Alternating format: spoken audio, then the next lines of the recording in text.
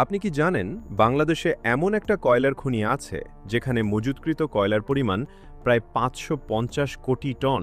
একবার একটু ভেবে দেখেন, বৈশ্বিক সংকটের জেরে যেখানে জ্বালানির অভাবে আমাদের বিদ্যুৎ কেন্দ্রগুলো বন্ধ হওয়ার উপক্রম, পাম্পে তেলের জন্য মানুষের হাহাকার, ঠিক সেই মুহূর্তে এত বড় একটা কয়লার খনি আমরা অবহেলায় ফেলে রাখছি।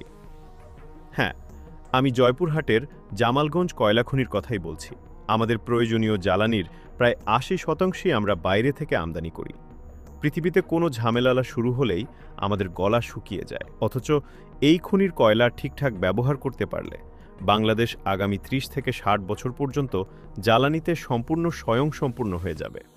ভাবা যায়, সেই ১৯৬২ সালে আবিষ্কৃত এই খনিতে পেট্রোবাংলার জরিপ অনুযায়ী ৫৫০ কোটি টন উন্নতমানের বিটুমিনাস কয়লা মজুদ আছে। এখন অনেকেই যুক্তি দেন, কয়লা ৬০০ থেকে ১২০০ মিটার গভীরে, তাই তোলা অনেক কঠিন আর ব্যয়বহুল। কিন্তু ভাই, আধুনিক প্রযুক্তি ব্যবহার ১৫০০ মিটার গভীর থেকেও দিব্যি কয়লা তুলছে। তাহলে আমরা কেন পারব না? আসল কথায় আসি, এত বড় সম্ভাবনার পরও কেন এখানে বিনিয়োগ করা হলো না? আমার অনুমানে এর প্রধান কারণ, আমরা খুব দ্রুত উন্নয়নশীল দেশ হতে চেয়েছিলাম, আর জাতিসংঘ উন্নয়নশীল দেশের স্বীকৃতি দিতে গিয়ে পরিবেশের হিসাব খোঁজে। কয়লা যেহেতু বাতাসে কার্বন ছড়ায়, তাই পরিবেশ সচেতনতা দেখাতে গিয়ে আমরা আমাদের একমাত্র নিজস্ব জ্বালানি কয়লার ব্যবহার কমিয়ে দিলাম। নতুন কোনো খনিতে হাতও দিলাম না। অথচ একটু আশেপাশের দিকে তাকান, ইন্দোনেশিয়া তাদের মোট বিদ্যুতের ৬৫% এই কয়লা থেকেই বানায়। ভারতেরও একই অবস্থা। আরে ভাই, পরিবেশের ১২টা তো শিল্পোন্নত দেশগুলো আগেই বাজায় দিয়ে গেছে। আমাদের তো ওই লেভেলের শিল্পই এখনো গড়ে ওঠে নাই, আমরা আর কি ক্ষতি করব? ওরা নিজেদের শিল্প বাঁচাতে আগে কয়লা পুড়িয়ে অর্থনীতি শক্ত করছে, আর আমরা পরিবেশের চিন্তা করে নিজেদের সম্পদ ফেলে রেখেছি।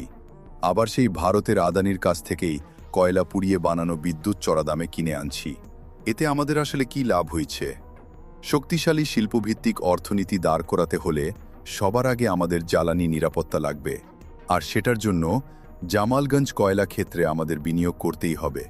নিজেদের শক্তির একটা স্ট্রং ব্যাকআপ থাকলে ইরান বা মধ্যপ্রাচ্যে যাই হোক না কেন, আমাদের অর্থনীতিতে কোনো প্যারা থাকবে না।